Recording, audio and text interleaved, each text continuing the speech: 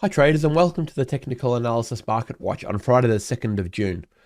So I've seen some good action in the last day's trading because the debt ceiling looks like it's been rectified and the market likes what it sees, but it is a non-farm payroll Friday. So let's see if we can identify any trades for today or early into next week.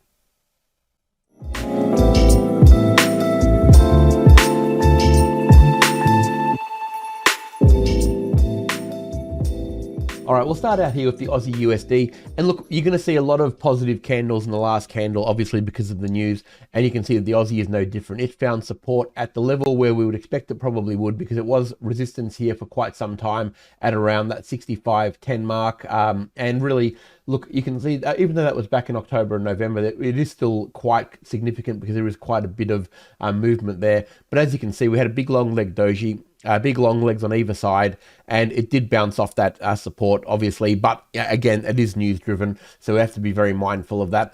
It's approaching, or it's very fast approaching another resistance zone. As you can see, we can see a lot of resistance right through this point here, and of course 20 moving average is right upon it as well. So it's got a bit of work to do before it goes really much longer than this, I would expect. But if you're going to take a trade and really look for a long position, I'd be wanting it to break this zone first here. It needs to get past the 20 moving average, and of course all this resistance, really there's quite a bit there, so you got to be very careful of that. At the end of the day, this is still a long-term short trade. You can see we've got a series of lower highs and lower lows, so just bear that in mind, that although the news has driven it up, it has been in a long-term downtrend, and it's fast approaching very, very strong resistance, so just be really mindful of that on the Aussie.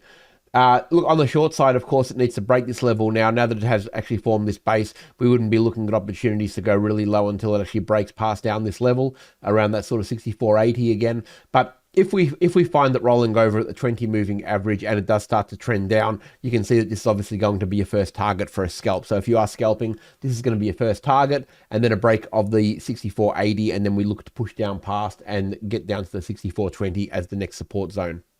All right, we'll move over to the US dollar CAD now. And again, another big red candle. You can see that it hit the resistance point late last week, and it has been weak ever since. It did reattempt to test that level, but this candle here is really a telling candle. When you see a big move up like that and a rejection, it tells you that the sellers have definitely won that war, and you can see that it's actually started a pretty heavy move down. Again, news driven, of course, but you've got to still be mindful that it was weak prior to actually the candle starting. So when this candle does reject like that and you see it close very close to the open, but the buyers have well and truly been reversed by the sellers, you know that is in a little bit of trouble, and you're going to be on the lookout for short trades anyway.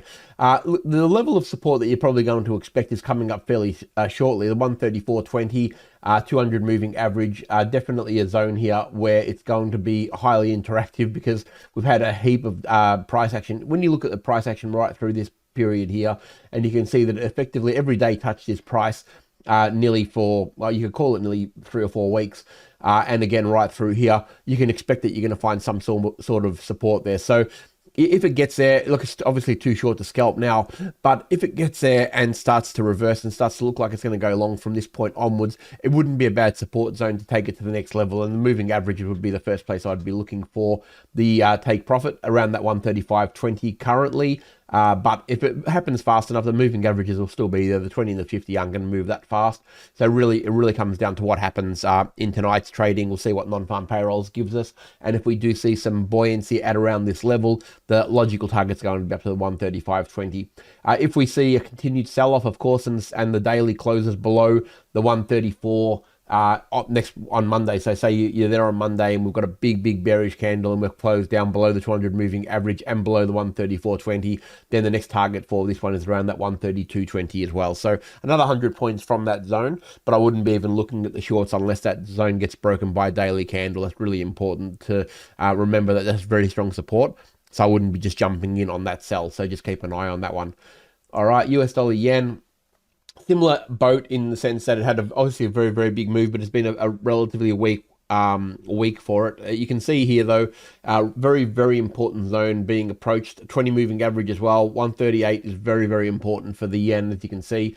It's fast approaching it. We've had 4 negative candles in a row now, and you can see here it's all but on the 20 moving average and this very important role reversal zone. So this is a very important zone for, obviously you can see the support through there, resistance, resistance, resistance, and now we would expect that support will be there. And if it does, we don't automatically buy there, right? We must be very mindful that you must wait for that turnaround. You want to see a series of higher highs and higher lows on a smaller time frame to validate that the momentum has shifted from the negative energy that back up to a positive move. When we start to see that, even on a 1 hour, if we see a series of higher highs and higher lows from that base, that gives us the opportunity to go long. And the very first target's going to be the previous high, of course, which is around that sort of 140.80 area. That would be the first target for a scalp. And if it breaks that, of course, then we start to push up higher. But in the first instance, that would be my target. That's still, a couple of hundred pips away. So it's not a bad move if you get that reversal here.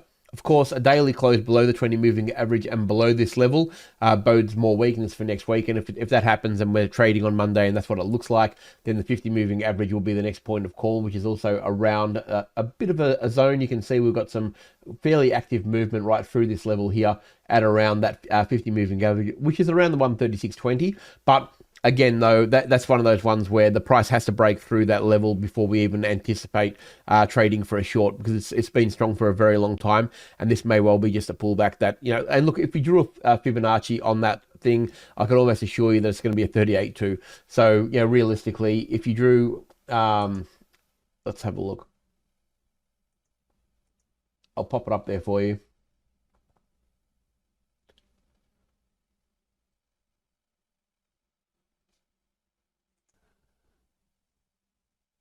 Oops, I'll just get rid of that. Hang on, I'll get the fib again, and we'll pop it on. So you can see if we draw the fib from that level there, okay, it's also sitting at a 38.2. Let's double click that. So if we zoom that in, you can see that not only is the 20 moving average there and the roll reversal, but it's also got a 38.2 right at the zone right now. So you've got to be mindful of all those things. But if they all get broken, then it bodes well for the short. But until then, a reversal at this level is a really potential opportunity to get up to that 140.80 again. But again, you want to see that higher high, higher low sequence on a 1 hour at least to actually, place a trade in that direction. Let's head over to the US dollar. We'll go to the index now. As you can, obviously, no real surprise here. It's sold off down to the 200 moving average at the moment. I'll zoom it out a little bit. It's been very, very strong, just like the euro's been weak, and it's been showing signs of a little bit of weakness over the last few days. Obviously, you can see that we've got the shooting star there, and also the big red candle of today. But of course, the euro is the one we really want to check out, because it's the one that you're going to trade in this instance more than likely. But it is at a level of support now. You can see right through there, that blue line there at around that 103.40 is support, and the 200 moving average. So we could expect a little bit of strength repurposing itself here, and of course showing weakness in the euro. So let's have a look. The euro found itself on the 200 moving average and the roll reversal zone. No real surprise there. It's been a big sell-off, obviously the inverse of the dollar index for the most part. It's this candle is all buoyant mainly because of what the everything else is doing, of course, a bit like the Aussie. So I'd be very mindful of that. The 20 moving average would be the first target I'd be going for, though. If the strength continues here and it looks like it's going to continue up, I'd be looking at taking profit at the 20 moving average if you are long, because I think they're still very volatile here. I'm not convinced that the euro is finished actually on its downward spiral. So I'd be very mindful of the levels above. We know we've got a 20 and a 50 moving average cross now, and it's just been selling off. This is just a bit of a pullback, really. I wouldn't be looking at long opportunities on the euro until it was trading well above the 20 and the 50 moving average on a daily. That's going to take a daily close above 108.50 for me to be convinced that it's going long. Unless, of course, we get a series of higher highs and higher lows on a daily, and that would be different. It would take a daily higher high, higher low lightning bolt to actually stop this trend in my mind. So unless it actually gets above these moving averages and or forms that lightning bolt. I'm not interested in any long opportunities, but if you are in, the 20 moving average would be the likely target. A rollover at the 20 moving average, and I'd be targeting the lows in the first instance back at around the 107, and then of course a break of that level would see us back down into the 105.30 odd thing pretty quickly if we get a daily break below the 106.30, because then that support has been broken and the trend will continue down. So not bad trading on the euro, but you've got to wait for those opportunities to present themselves. And then, of course, the S&P 500, well, yeah, obviously this is going to be the one that's going to react the most to any debt ceiling news. And obviously, but we have got a non-farm payroll, so I must stress that we do get a lot of sideways movement on those particular days. It hit the 20 moving average. Look, from a buying perspective, it did everything you needed it to do, right? We've got resistance everywhere. So this is the role reversal zone. It broke through, came back and tested from above, which is technical analysis 101, 20 moving average catching it as well. So it had a very good base to bounce on. All it needed was anything positive to actually really send it up. So really good place to actually take the long, but you got to be, obviously careful when you are doing that around news, that, news results don't always go in the favor of technical analysis, and especially when they're really, really important, like a debt ceiling deal or non-farm payroll. So you just got to be very mindful of that when you are trading. I would be, on the side of probably watching and letting the market play out today. On Monday, if we're looking at a new high, and that's what we're really looking for now, if we get a break of this level here of the 42 sort of 40 area, a daily close above there, if that's where it's trading on Monday, you'd be looking at long opportunities, and it's probably going to be a pretty positive week, because I'd say a lot of the badness is behind.